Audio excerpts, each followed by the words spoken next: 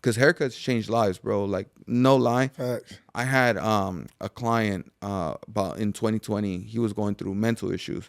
Like, he tried to take his life, like crazy stuff, bro. And he was a friend of mine, and I reached out like, "Yo, bro, you good?" He goes, "No, man, I just haven't been right. You know, this whole quarantine thing. Like I feel like my life's gonna end. I'm just gonna kill myself." I'm like, "Don't do that, bro. Like, come to the crib. I'll chop you up." He goes, "Nah, bro. Like COVID." And then I'm like, "I'll mask up. Don't worry."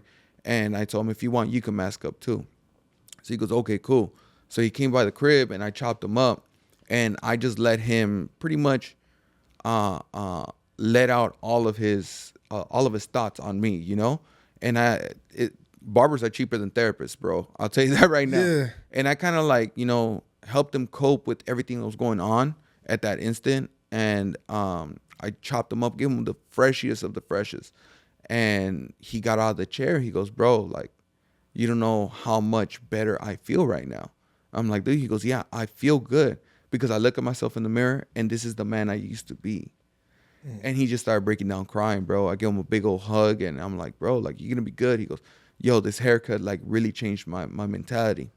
So like, few weeks go by, he's still getting a haircut. And then a month later, he goes, "Hey, bro, like, thanks for the haircut. Like, I was legit gonna kill myself." And this haircut really saved me from doing that because I was gonna do it in front of the mirror when I seen my haircut. And this is no joke. Like, I know a lot of people are probably gonna watch this like, "Oh, this fool's capping." Like, no, this dude's no joke. He saw the mirror and he said, "Yo, I look like a well put man."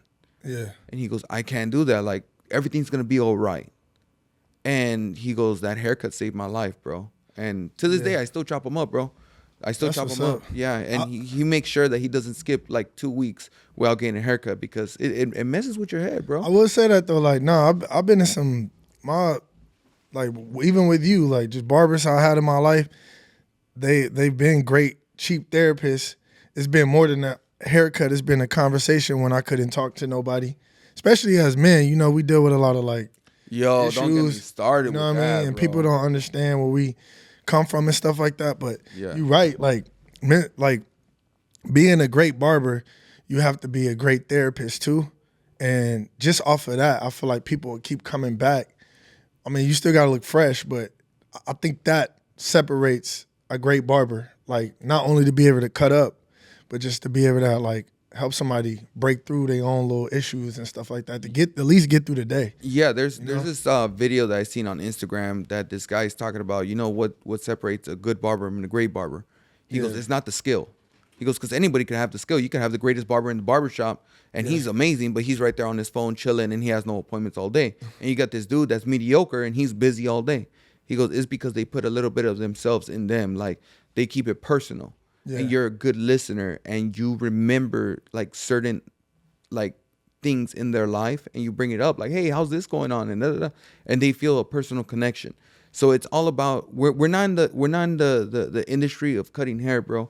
We're in the industry of people and connecting. And that's a big thing, bro. If you don't connect with the client, that's not your client. I have clients that I've chopped up and I left them super fresh, but we didn't connect. We didn't click. Like, they just stayed in the chair just quiet, and I chopped them up, and I'll try to bring a conversation, but they just weren't clicking, you know? Yeah. So and I never seen them again. And they even said like, "Oh, this haircut's fresh, like, good looking now." They took pictures, whatever.